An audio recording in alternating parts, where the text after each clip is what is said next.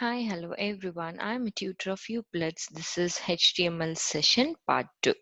To know more about us, please use this website address which I have given in my presentation. So let's see the agenda of our today's session. So today we are going to discuss about how to use commands, what is classes and ID, what are the data attributes, and how to link resources and how to include your JavaScript in HTML. So let's see one by one. So in our previous session, so last topic we have discussed is tables. So in that table I have shown you, I have explained you regard how to split columns as well as, and I have shown you an example how to split rows. So same ways we can also use a column groups of table in HTML. So sometimes you may want to apply styling to a column or a group of columns, or you may want to group a column together. So the optional thing we can do is we can tag all the column together, or else what we can do, we need to take the child elements which come before or after the table content, and then we can arrange refer the child parents, and then we can arrange a columns without applying a logical grouping. But if we need to know whether the element is present inside a column or not. So the following CSL style can be applied to the end of elements. So which is like border, background with visibility, we can mention as display none. What would display none in CSS for that particular HTML actually do? So it will actually remove the columns from displaying, which is nothing but causing the table to render the cells does not exist. So the table with th, uh, t head, t body, t foot, and caption. So HTML also provide sorry, table with these element as well as. So these are they have introduced in HTML5. They are useful for adding a semantic values to the table, providing a places for separate styling, so that you can also provide a styling for the particular element of the particular table HTML attribute. So when printing the output of your table that does not fit on one page, so what we can do, there are a specific order that we need to aware. Not every element falls on one place. So I've just sorry, I'm just showing the example for you. So caption, inside the caption tag, I'm just my caption should be the first child of the table. So after caption, I'm just opening a head, which is like title. I'm just opening a head. So inside the head, I'm just splitting to two rows, which is header content 1 and header content 2. In the first row, I have separate two columns, header content 1 and header content 2. So I'm just closing the head and just body. Same wise inside the row, two divisions I have made, and then after a foot I'm just closing a table. So the following examples, what they will do: first table may lacks I. So second table has CSS property applied, just nothing but background color and border. So, so this is a visual of that basic program which I have shown you before. So this is a caption which is like yellow text on the black background, which is a caption, and th head which is like a purple background you can see, which is the content which I have enclosed inside the th head, and t body which is like text on the blue background, that is what I have given inside t body, and t footer is a green background which I have given inside t foot, and th is the orange border, just nothing but, and TD is a red border. So uh, so these are the element styles which is introduced in HTML5 in table concept. So in order to show the difference, I have mentioned a color and I have shown the difference how the output is appearing on your browser. So this is all about it. So next is heading scope in table. So the elements are very commonly used to indicate headings for table rows and columns. We already known. So in order to provide a table heading, I'm just using the th tag inside the tr, and then I'm just opening and closing for that particular tag, and I have given a title for my table. This is my column heading, and for this is inside this tr, this is my row heading, and then I'm just closing everything and coming out. So and for that I can also use row span and column span for that heading, table heading, column heading, as well as row heading. I can also use a scope call. So this column heading scope is only within the scope call, and this row heading is only applicable within the row thing. So this is for, by this also you can give a heading for your table. So this is all about table concepts in HTML5. So at the end of this session, I will show you the practical demo for the examples, whatever I'm just showing. So the next concept is comments. So similar to other programming, markup and markdown languages, so the specific information without affecting a user interface. So unlike other languages, HTML comments can also be used to specify the elements. So for their functional applications, we are using the comments. So how to create a comment? So HTML comments are used to leave notes to yourself or other developers at a specific point in our code. So they can be initiated with like this symbol. So you can see angle bracket, exclamation, two dashes, and I have written something, and I'm just using the same dash, and then I'm just closing my angle brackets, which means the following line has been commented in HTML. So that is the meaning. And you can see here they are incorporated with in line within the other content. You can see I'm just using one part of my sentence is displayed, so the other part of the sentence I have made a comment.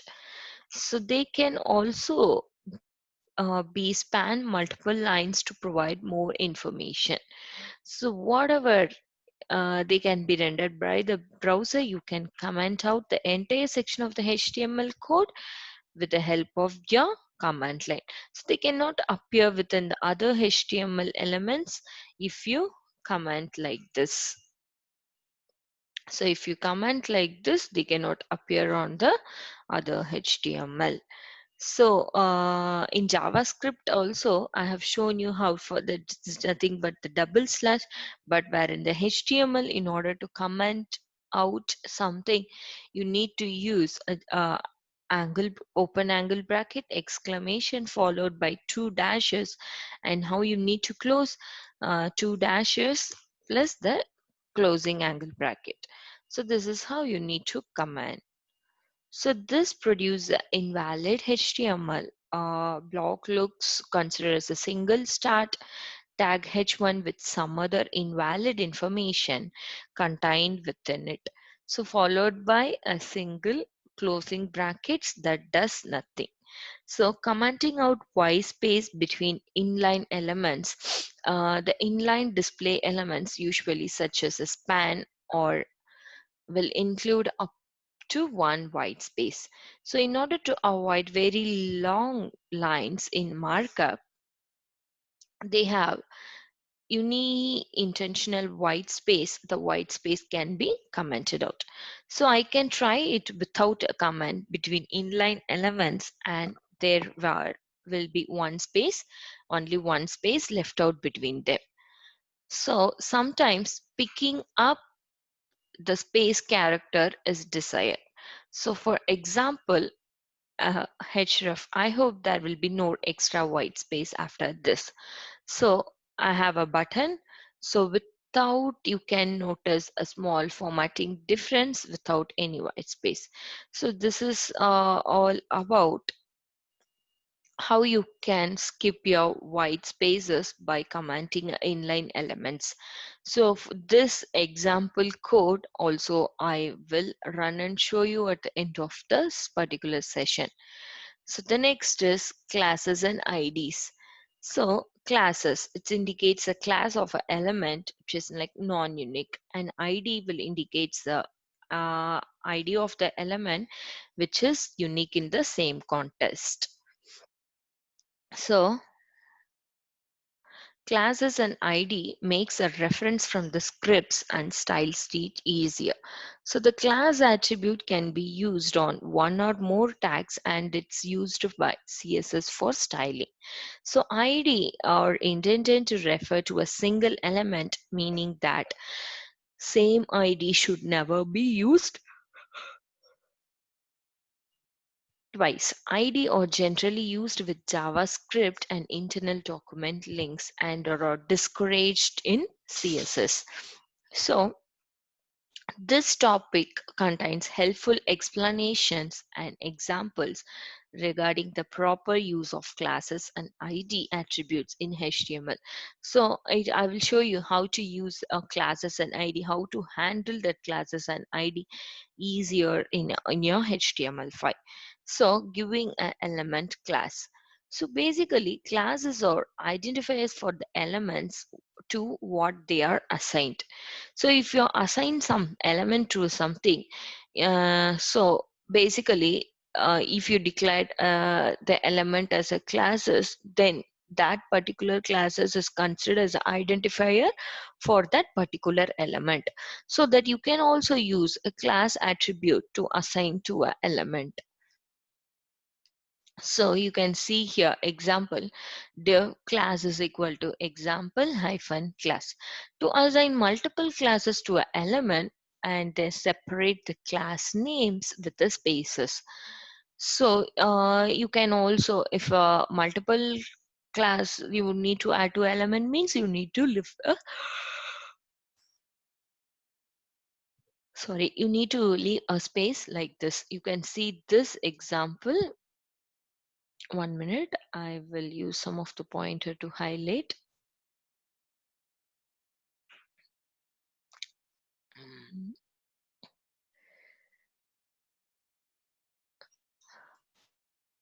So you can see here, or this particular thing is like I have used a multiple classes without a space. So using classes in CSS. So classes can be used for styling certain elements without changing all the elements. For example, two span elements can have a completely different styling, so that I can close. So you can see here, you can also use your span like this, or else you can give span a class name as well as like this. So anything is valid here. So classes of same name can be given to any number of elements on the particular page, and they will all receive a styling associated to the particular classes. So this will always be true unless you can specify an element within the classes. So for example, we have two elements in the class to highlight. So you can see here the two elements I just wanted to highlight. So one, I'm just using with a div. 1 minute.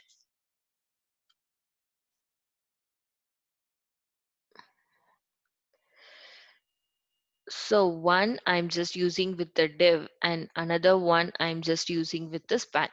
You can see here. In below, the color green would be applied text with the both elements. So both elements, either div and span, have the same class name. So inside my CSS file, I have written this. For class, I need to use a dot. So dot highlight color will be green. So both the text will be appear in the green color. So, and the second thing what I have done, I am just specifying an element, div element text only to appear green, which means this whatever text inside the div element will only appears in the green. It is recommended only for that particular class rather than the other elements within the class. So the next, as with any other selector, and the particular class, 1 minute. So as with any selector and the classes, so you can see here dot main dot highlighted. So I'm just using that class selector in order to descend the combinator, and this is how you can differentiate your parent and child with the help of this particular this is a parent combinator and this is a child combinator. So you can also change the class selector to any elements that have a combination of several classes. For example, if this is a HTML, so div classes, this is my class. So and we want to color the specific piece of text to a pink. So how we can do in our CSS? So what I'm doing, dot special dot left dot menu, I'm just making the text to color pink. So this is how you can use your combinator, different combinator, in order to make that particular thing color. So how can you giving an element an ID? So the ID attribute of an element is an identifier which must be unique in the whole document. So it is purpose to uniquely identify element by scripting or styling within the CSS. So div ID, I'm just giving an ID to my div element. You should have two elements with the same ID. Even if attributes or different kinds of elements, so you can see the following thing is incorrect. So div ID for this particular div, and this is ID, and for this particular span, this is ID. So I can uniquely identify the element by using a anchor or scripting or styling with a CSS. So I can use different types of different kinds of elements with the different kinds of ID, but the following is incorrect. So browser will do their best to render the code, but unexpected behavior also happen. It is all depends on the JavaScript functionality. To refer element by their ID in the CSS, you need to prefer a prefix, use the hash for the ID. So like this, if it is a class, we will be using dot. But if it is if an ID, I need to use the hash. To jump to an element with the ID on the given page, I can append that hash with the element name in the particular URL. So http example.com about, I'm just using a hash and then appending. So what are the acceptable values for a ID? So there is only restriction on the value of ID. What are the restrictions? It must be unique in every document and it cannot contain any space character, and also it must contain at least one of the character in the particular ID. So these are the restriction it has. So the values can be all in digits with the punctuation characters. It also include a special characters and no white spaces. So these are valid. You can see here. 1 minute, I'll highlight and show you.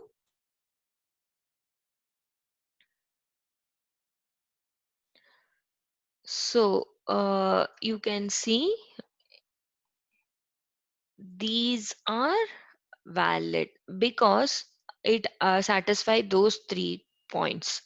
So I in this I don't have any I have only numbers, no characters in between. But if I have characters means I have a special character as well as you can see here I have only symbols or shapes like that. So these are the valid ID you can give. So invalid is like it should not be empty. If it is an empty, then it should is a invalid.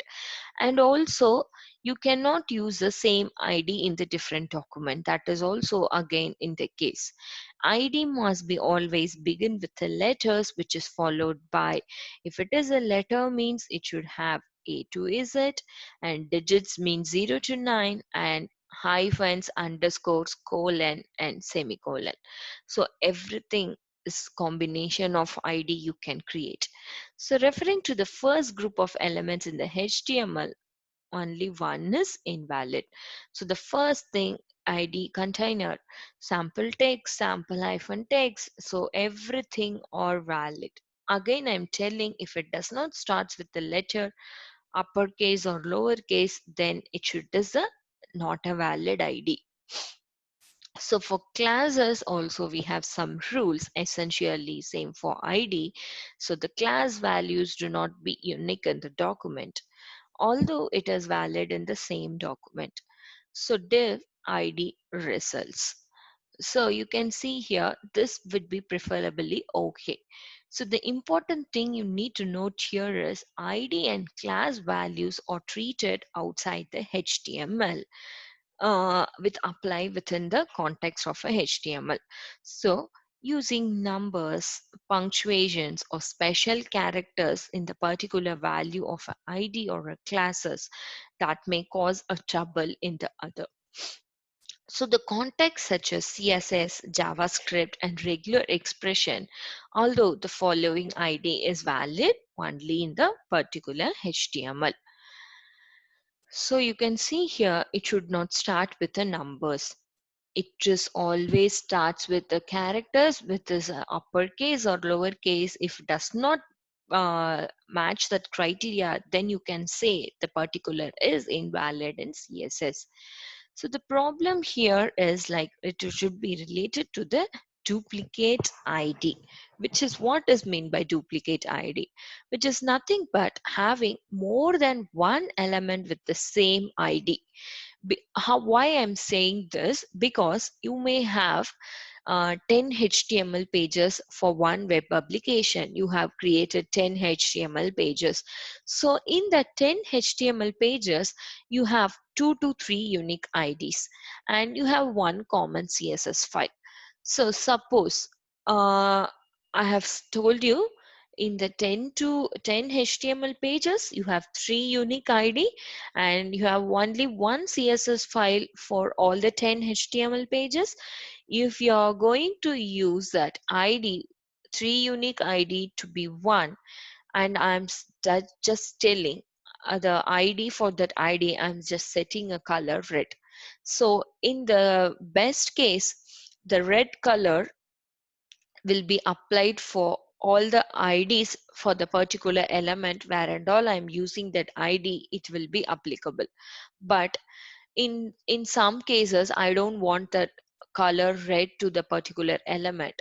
But in I'm just duplicating my ID, what happens? The color red is appear in all the IDs where and all I'm using that element. So that is why I'm telling it is very hard to troubleshoot. So the HTML parsers usually try to render pages any cases usually that no error will occurs. So CSS selector will still works, but JavaScript fails to handle both elements. So how? Document.get element by ID. In this case, variable bears on the first div content.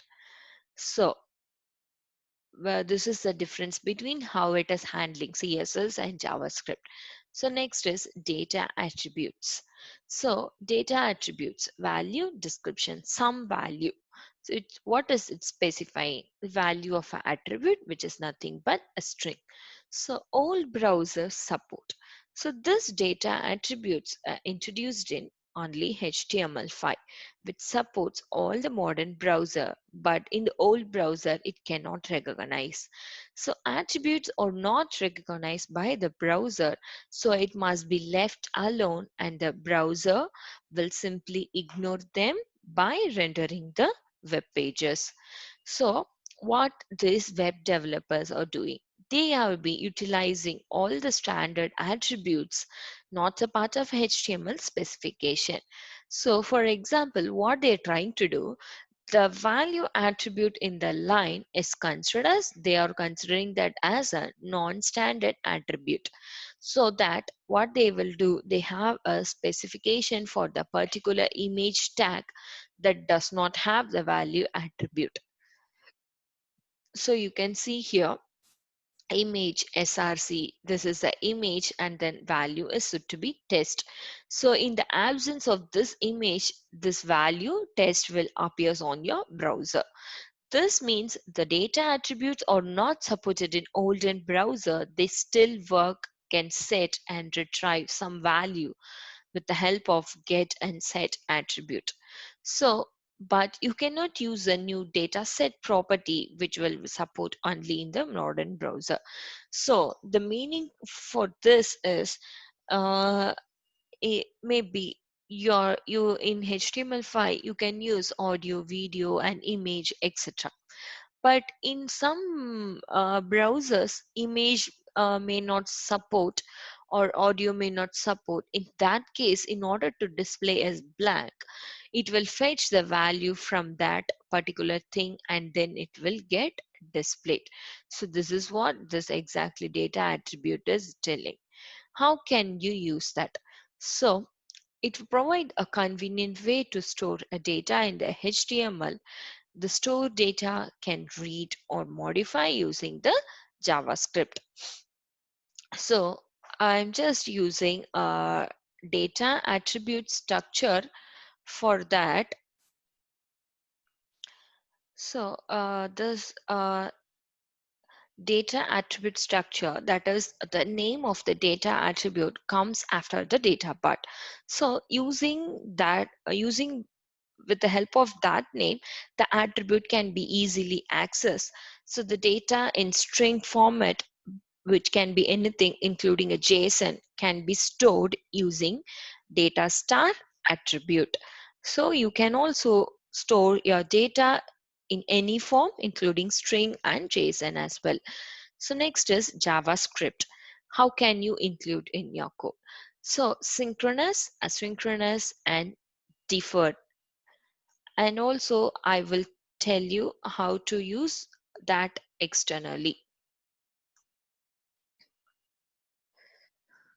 So in synchronous means it's standard practice to place a JavaScript within the script tag before closing the body.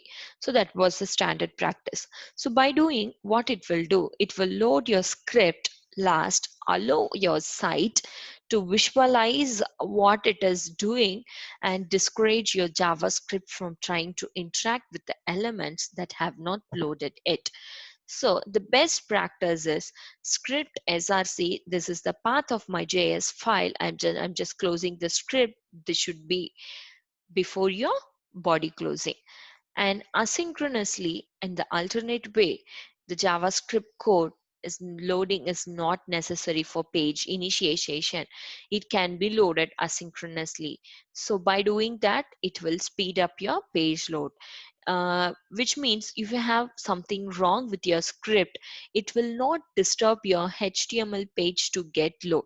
So if you are doing synchronously means your loading time of your HTML will slow down because you have some problem in your script.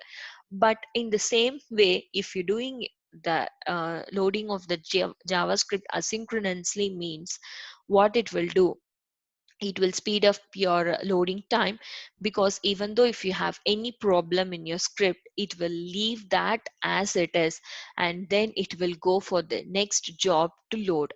So that is why best practice is you can do asynchronously. So in order to do, how you can show the difference, so in the script tag you need to mention asynchronous, ASYNC. If you mention like this, means it will do asynchronously. So this is how synchronous and asynchronous of JavaScript is working. So and also it will make everything parallel once fully downloaded, and it will interrupt the HTML parsing in order to parse a JavaScript file. So sorry, what is defed? So defed is also like asynchronous, but the exception is it will perform only once the HTML is fully parsed and the script are guaranteed to be loaded in order of declaration, same way as asynchronous. So it is also same like asynchronous. So if you want defed, you need to mention def, def, rer in your script line. So what is meant by no script? Which is means inside your HTML you have used none of the script before your body. So these are the ways. It will identify the element if the user has no script disabled, or if a browser does not support using script. So this no script tag can be placed in either head or a body section, but it is not necessary. But the thing and the types, I'm in order to teach the types, I'm just including this no script in the session. So next is how to use external CSS style sheet. So sorry, the standard practice to use the CSS tags inside the top of your HTML. How it will do? The way is CSS will be loaded first, and it will apply your pages as it is loading rather than showing unstyled HTML until the CSS is fully loaded. So this type attribute is not necessary in HTML5 because HTML5 is usually supported by CSS. So the same thing it is internally doing in HTML5. So through the less common at import inside direct css.like is, you can mention like this: style type text at import. I'm just mentioning the path of my CSS, or like this. So this is one of the best practice. So next is favicon, which is nothing but icon. Whatever you want, you can use. So there are a lot of default icons and images you can use with this favicon. So you can use minimum type image for PNG files and image as well as. So a file named favicon will typically be loaded and applied automatically without the need of the link tag. If this file ever changes, the browser can be slow and stubborn about updating their cache. So the best alternative CSS is, some browsers allow alternative style sheets to apply if they are offered. But by default, what they are doing, they will not apply it, but usually what they will do, they can change their browser settings. So first what they will do, they will select the style sheet using view, and then under view it will go for page style submenu. In case of Internet Explorer, this it is a different thing. You can browse and check for this alternate CSS. So this is not much important, but we are using the CSS in the externally. So resource hint, DNS and prefetch, how to pre-render and pre-connect. So this pre-connect relationship, it will resolve the DNS problem and to make TCP handshake and negotiation. So this is how you can pre-connect, link, relation, pre-connect, href, you can mention your URL. So DNS prefetch it will resolve the DNS for the URL so that everything of assert URL can load faster. Prefetch, it will inform the browser the given resources should be prefetched and it can be loaded more quickly. So link ref sorry relational prefetch href URL. So this DNS prefetch resolve only the domain name, whereas prefetch downloads or stores the specified resources. Pre-render, how it will do? It informs the browser to fetch and re-render the URL in the background so that they can deliver to the user instantaneously and they can navigate to the particular URL. So this is a zone of experimental future. Link, relational, pre-render and href URL. So how to link a media attribute? So this is the syntax for that. 1 minute.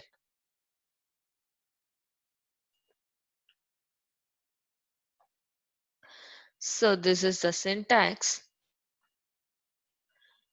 So link relational href, that is the path, and media you need to give print. So if means it specified what style sheet should be used for that type of the media. Using the print value, what it will do, it will display the style sheet for the printed pages, and also it can be any type of media query value. How to navigate previous and next in the uh, article. So in many of our web pages, you will see forward arrow and backward arrow. If you click on it, will go for next. If you click on the backward arrow, it will go for previous. So in CSS, this is how you need to use. So reference should be previous. The backward arrow will come. It will navigate to the particular URL. So this is how this previous and next is working. So next is web feed. So this using the alternate attribute to allow discoverability of the atom or RSS feed.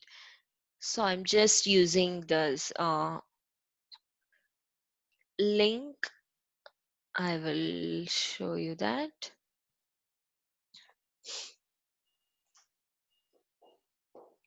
So with the help of this particular link, you can use the RSS feed atoms in your web feed. So this is not much important. So this is also one of the concept you have in this particular topic. So next is how to include the JavaScript code in HTML.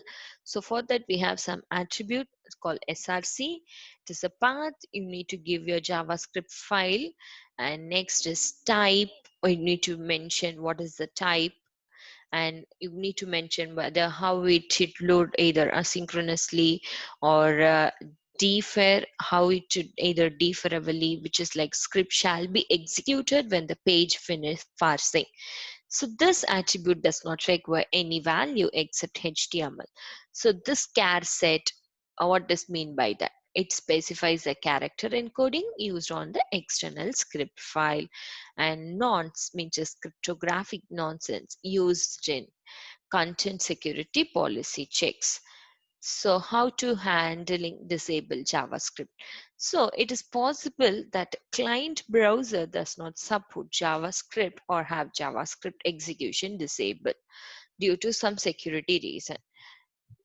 To do that, you need to tell the user the script is supposed to execute in the page that can be do. So the content of no script is displayed whenever the JavaScript is displayed for the current page. So this is your script. I'm just using the script tag. So inside that, I am just mentioning something. If you mention no script means the browser will not support this particular script. How to link to the external JavaScript file? So you need to use script src. So this is my external JavaScript file. You need to give like this. So you can also either specify absolute or relative URL. It means the above file is inside the same directory of the HTML, so I have not mentioned anything. So this is typically will be added inside the head tag at the top of the HTML. So this is one of the method, and a few more uh, steps are also there to use a JavaScript inside HTML. So we'll explain that in the next session. So here is the end of our theory session. So we have been discussed about commands, classes and IDs, how you can use data attributes, linking resource, how to include a JavaScript in HTML. So next I'm going to show you the practical demo for the few codes.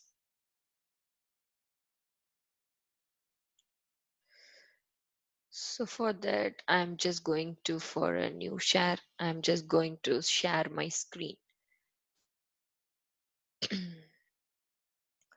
So I think you may able to see that. Okay.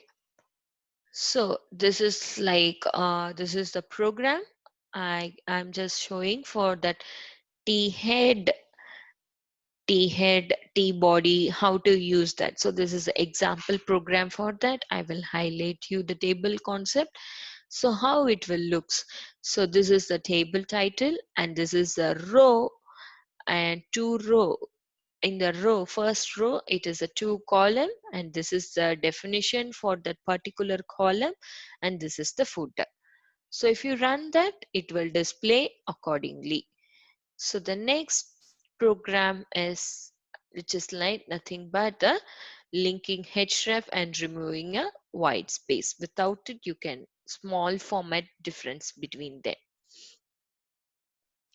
So you can see here, both are same, a small formatting difference is there. So, but both will work as same. So now I'm just trying to run both the thing.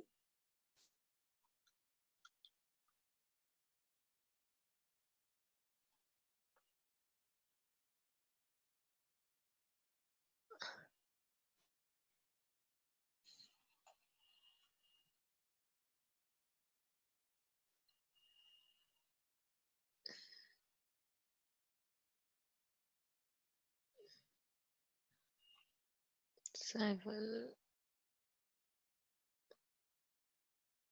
close this 1 minute.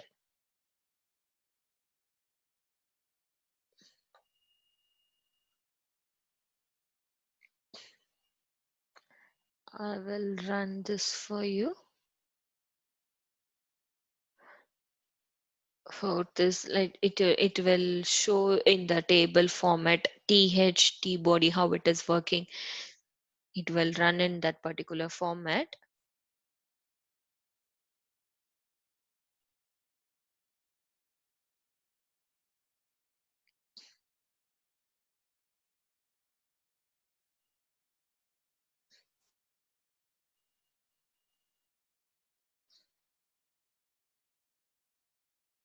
1 minute.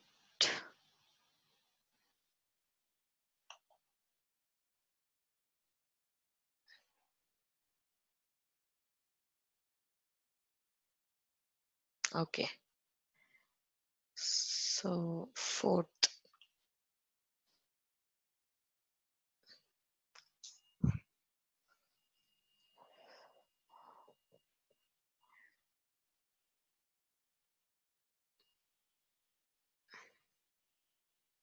which is just still loading.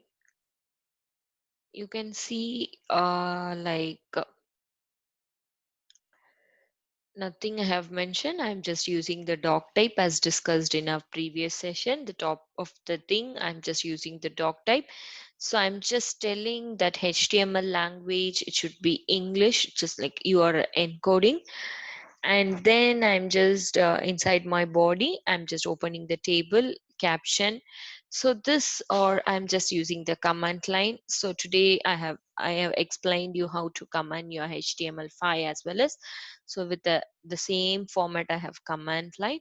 So you can make use of this as well as, after that I mentioned how to use T head and T body, T foot of the HTML. So that is what I have done.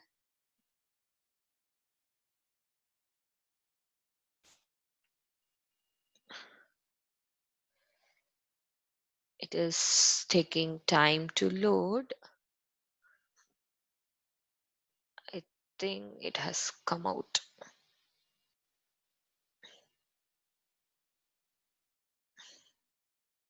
You can see here. So this is a table header. This is your table caption, and this is a th, and this is the definition. This is the footer content. So this is how it will display. Okay, so the next is fifth, just like in order to differentiate a white space, it will also display the same thing. So you can see here, if I click hash, the same thing will happen. Right, it has some little space, so it is not working. But if you click here, the hash will generate.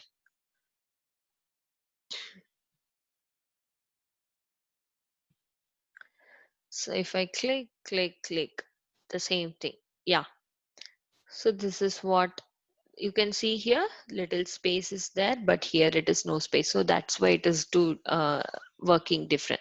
So this is all about today's session. If you have any queries in my program or else any other concept, please write to info@uplatz.com. See you all on my next session. Thank you.